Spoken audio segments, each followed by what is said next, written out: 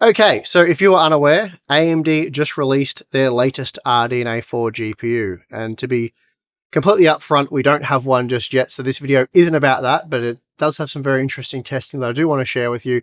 But anyway, the new GPU is the Radeon RX 9050, and look, you'd be forgiven if this news of the new RDNA 4 GPU had eluded you, because other than an announcement on the AMD website, there really hasn't been much made of this one. There's been no review process, nothing like that, so you won't have seen a heap of reviews go live. So given that, you just know this product is going to be bad.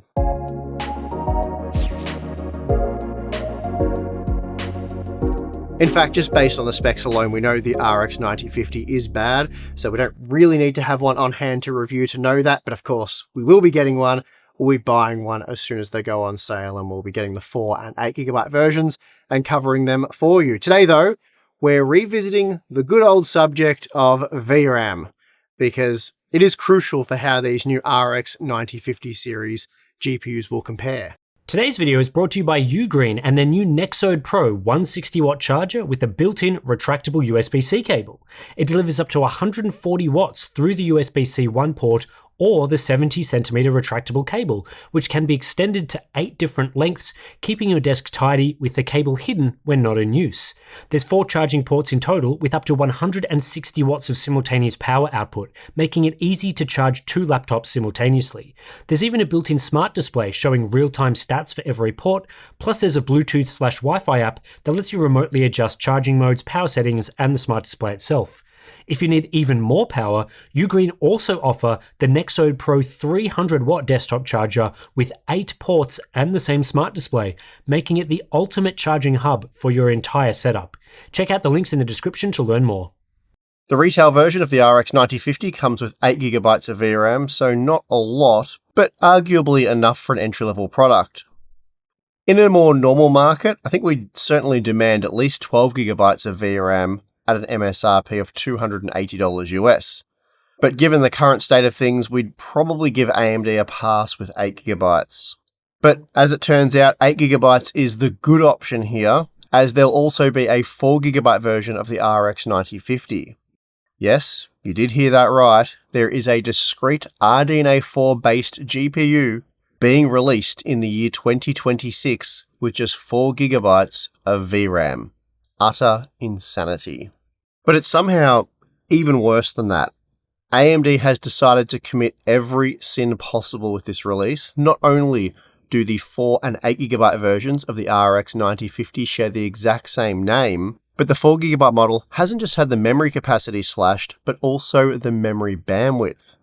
And then adding insult to injury, they're only selling the 8GB model in the retail channels, while the dodgy 4GB model is going to be dumped in pre-built systems to prey upon unsuspecting customers. For example, if you want to research how the RX 9050 performs, you'll naturally turn to the internet for benchmarks. And in almost all instances, you'll be seeing results for the much faster 8GB model. Certainly very dodgy stuff here from AMD, and the 4GB version will be even worse than what you expect. And this is because, you see, whereas the old and equally horrible Radeon RX 6500 XT came with just 4GB of VRAM, AMD did eventually release a much better, but still very bad, clamshelled version with 8GB of VRAM. Both featured a 64-bit wide memory bus for a bandwidth of 144GB per second. But with the RX 9050, things are quite different, as this is a Navi 44 die, so the same silicon used by the RX 9060 and 9060 XT GPUs.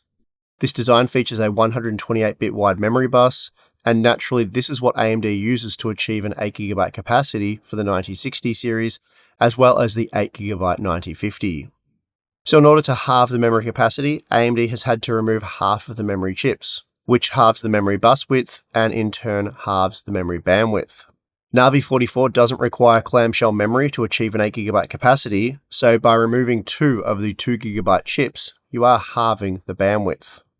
In short, whereas the 8GB 9050 has a memory bandwidth of 288GB per second, the 4GB model has been reduced to the same 144GB per second bandwidth of the 6500 XT models. So this is going to significantly reduce performance relative to the 8GB 9050. And not only that, but most modern games are probably going to struggle with just 4GB of VRAM. And that's what I want to explore today, using the 4 and 8GB versions of the 6500 XT. And VRAM aside, the RX 9050 is going to suck in general, with just 1024 cores, half that of the 9060 XT, means that the $280 US MSRP, it makes no sense because you can buy an 8GB 9060 XT for $400 right now. That's a little over 40% more expensive, but it's going to be a little over 100% faster as the cores are also clocked higher. Anyway, as I said, we will buy and review the 9050 model soon. For now though, do modern games work on a 4GB graphics card, and how much better would they work if you had 8GB available? We'll start with Crimson Desert, and interestingly, there doesn't appear to be any real performance difference between the 4 and 8GB versions of the 6500 XT, at least when using the low and medium quality presets at 1080p. Given how slow the 6500 XT is, it's not really viable to be used with anything above the minimum settings, which visually does look awful, so I can't imagine how bad it would be with FSR enabled. I mean, I could enable it to see, but some things you just can't unsee, so I opted not to. Given that Call of Duty Black Ops 7 is a competitive shooter, at least the multiplayer portion of the game, playing using lower quality settings isn't an issue, and many gamers, even with higher end hardware, will choose to play this way. And doing so requires very little VRAM, so again we see next to no difference between the 4 and 8GB versions of the 6500 XT. Counter-Strike 2 is a highly potato-compatible game, you could say, so naturally it does manage to run very well even on the 6500 XT. We're also looking at yet another example where the 4 and 8GB versions of the 6500 XT delivered the same level of performance. It's the same story with Rainbow Six Siege at 1080p using both the low and even the high presets. With low, the 6500 XT averaged 120 FPS with 1% lows of 101 FPS, so very playable, and the same experience could be had with either the 4 or 8GB versions of the 6500 XT. Cities Skylines II ran very poorly with the 6500 XT, with just 16 FPS on average using the low preset, though we could boost that up to an almost playable 32 FPS with the very low preset. The takeaway here though being that other than the horrendously poor performance, is that the 4 and 8GB versions delivered the same performance. And Fortnite provides us with yet another example where the 4 and 8GB versions of the 6500 XT deliver similar performance, especially when using the performance mode setting. Providing you have a decent CPU, achieving high refresh rate performance in Fortnite with the performance mode, it's not really a challenge. So there you have it. In 2026, for low-end, entry-level budget gaming, you don't need more than 4GB of VRAM. So AMD's right on the money with their upcoming OEM-only RX 9050 4GB, which shares the same name as the 8GB retail version, but also has half of the memory bandwidth and isn't a total scam. So good job, AMD. What's this? Ooh. Okay, so it turns out that just testing games that are intentionally designed to run on low-end hardware, or just don't use a lot of VRAM with the minimum quality settings, might be intentionally misleading and a bit of a poor job on my behalf, so I guess we'll keep testing. Well, this is a bit horrific, isn't it? We're at 1080p, and that's apparently not low enough for the 6500 XT, though I'm not sure how low we'd have to go for the 6500 XT 4GB to actually work. I suspect that resolution might not be supported. Using the lowest possible quality settings at native 1080p, the 8GB model was 191% faster. Then with FSR enabled, using the balanced preset mind you, the game not only looked shockingly bad, but the 8GB model was still 148% faster. So I think it's fair to say you can't play 007 First Light with a 4GB graphics card, or at the very least, you shouldn't. Lego Batman also played incredibly poorly on the 4GB model, especially when compared to the 8GB version. Using the medium settings at 1080p, the 8GB model was 90% faster, jumping up from 59 FPS to 112 FPS. Even with the low preset, which is the lowest preset in the game, the 8GB model was still 52% faster, and while you could play using the 4GB card, the visual quality with the low preset is awful. The 8GB 6500 XT was 18% faster with the medium settings in Space Marine 2, and interestingly 26% faster with the low preset. Those are smaller margins than what we saw in LEGO Batman and 007 First Light, but they're still significant margins, especially when we're already well under 60 FPS. Performance in Resident Evil Requiem was also very poor, because, it's a 6500 XT, but we see when using the low preset that the 8GB model was 29% faster, and then a massive 41% faster when using the lowest preset. It seems that GPU compute performance becomes the greater bottleneck with the low preset, whereas VRAM is the primary bottleneck for the 4GB version with the lowest quality settings. Now, you might think Marvel Rivals falls into the same category as games like Counter-Strike 2 or Fortnite, but it's actually quite demanding on low-end hardware, even with the low preset.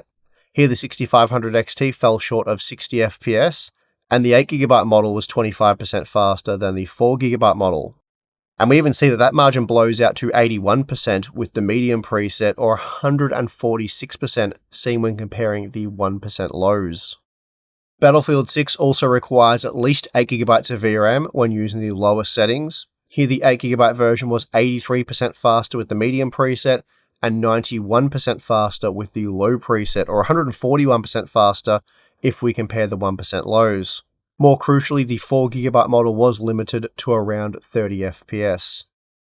You can achieve decent frame rates with the 6500 XT in Forza Horizon 6, though it is significantly easier to do so with the 8GB model. Using the medium preset, the 8GB card was 68% faster, and then 43% faster when using the very low preset, which is the lowest preset in the game. The new Assassin's Creed Black Flag Resynced game was a real struggle on the 6500 XT, and basically impossible when using the 4GB version. Testing with the low preset saw the 8GB model delivering 54% greater performance, and then 39% using the lowest possible quality preset, labelled Ultra Low. Next up, we have The Last of Us Part 2 Remastered, and this is another example of why 4GB GPUs are now useless for modern gaming. The 8GB 6500 XT delivered 56% greater performance using the medium settings, and then 42% with very low. The F125 results shocked me. Using the built-in benchmark, we saw a massive difference in performance for the 4 and 8GB models. Testing with the medium preset saw the 8GB card average 100 FPS, 82% greater performance than the 4GB model. But it was the ultra-low preset where the 4GB model gets blown away as the VRAM bottleneck becomes the primary performance limitation, and this saw the 8GB model stretch its legs, hitting 155 FPS, an insane 142% increase. Cyberpunk 2077 Phantom Liberty is playable on the 6500 XT, the 8GB model that is. Using the low preset it averaged 62 FPS, so not too bad, and that did make it 44% faster than the 4GB version, which averaged just 43 FPS with 1% lows of just 28 FPS. Then when using the medium quality settings, the 8GB model was on average 39% faster.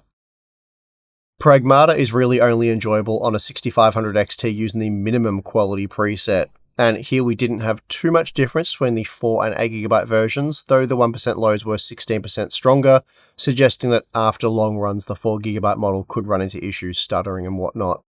The game though does look absolutely terrible using the minimum quality settings, and I have to say medium looks considerably better. And you could entertain those settings with the 8GB model, it was 56% faster here.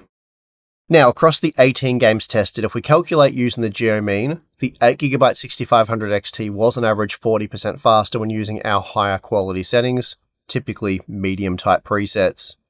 Then when looking at the lowest quality data, it was 32% faster on average. Both gains are very significant, but of course they do hide many of the extreme examples. For this sort of testing, an average graph can be a bit misleading, as the 4GB 6500 XT wasn't always good for around 60 FPS when using the lowest settings. So this data is somewhat masked by strong performance in games like Fortnite, which are designed to run on a phone if need be. So here's a breakdown of the margins on a per game basis. As you can see, the 4GB 6500 XT was particularly broken in 007 First Light, Battlefield 6 and F125.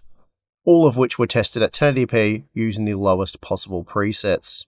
Games that ran on the 4GB GPU under these conditions include Black Ops 7, Cities Skylines II, though the 6500 XT isn't powerful enough to play that game, Counter-Strike 2, Fortnite, and Rainbow Six Siege. Then we have games like Crimson Desert and Pragmata, where performance was horrible and the visuals were even worse. I'd say for the most part these settings resulted in more acceptable visuals, and now there are fewer examples where you can get away with just 4GB of VRAM. Again, it's games like Counter-Strike 2, Rainbow Six Siege, and Fortnite where you'll be okay. Well, the 6500 XT was trash when AMD released it back in early 2022, and as we've just seen, time has done it no favours, so no surprises there. But what it has given us is a look at how a weak and underpowered 4 and 8GB version of the same GPU compare in modern games, and as you'd expect, not well.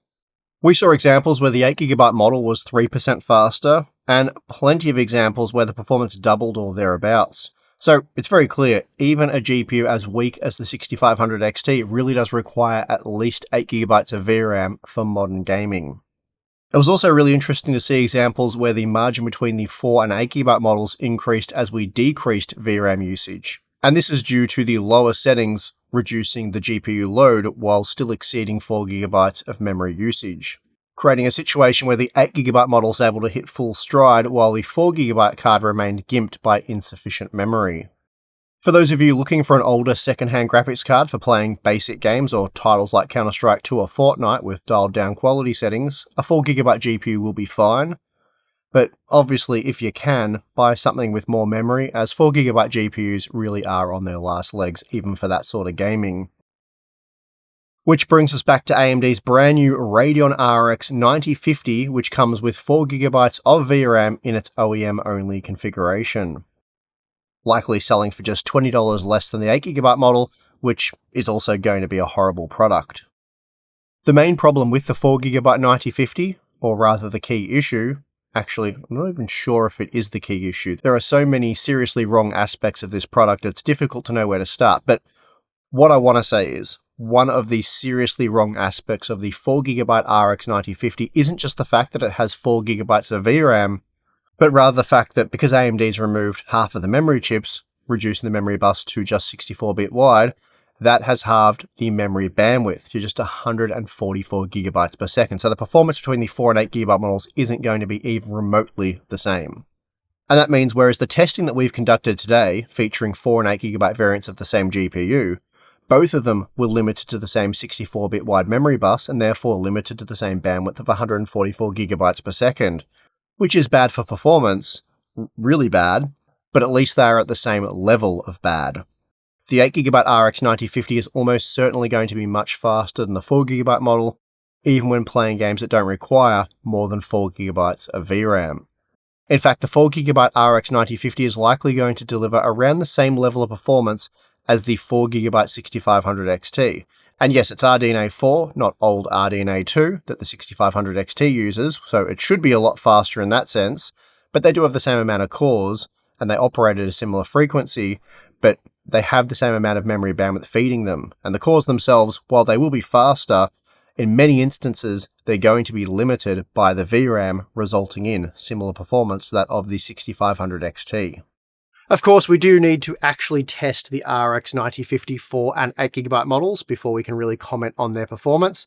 And as I said, I plan on acquiring both of them. It might take me a bit of time before I can get the 4GB version, because I will have to buy a complete system to get that graphics card, but I will get it, and I will test it, and it will be very bad. So make sure you are subscribed for that. Anyway, that is going to do it for this video. If you liked it, you know what to do. As I said, subscribe, because there's some more 4GB goodness on the way. And if you'd like to support the channel more directly, we have the join button or Patreon.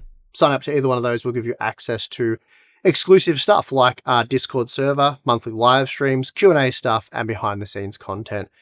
But if you're not interested in that, that is perfectly fine. And of course, I would like to thank you for watching this video. I'm your host, Steve. See you again next time.